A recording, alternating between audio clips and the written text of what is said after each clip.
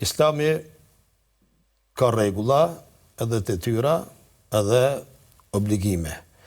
Por gjithë e dimi që jeta në përgjithësi ka detyra, ka rregulla, ka obligime, ka parime, e të cilat do të respektohen nëse dojmë që jeta ma hes normal.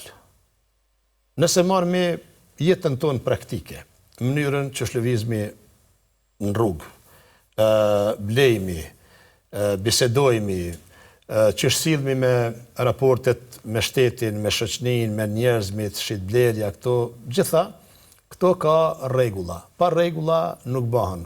Shoqënia pa rregulla nuk mund të funksionojë.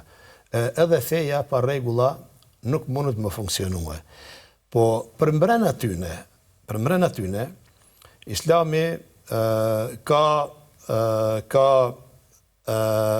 peshorën e tolerancës, e cila mat sjelljen e njeriut edhe nevojën e tina për më qenë i lirum në situata caktume ose i lehtësum në situata caktume.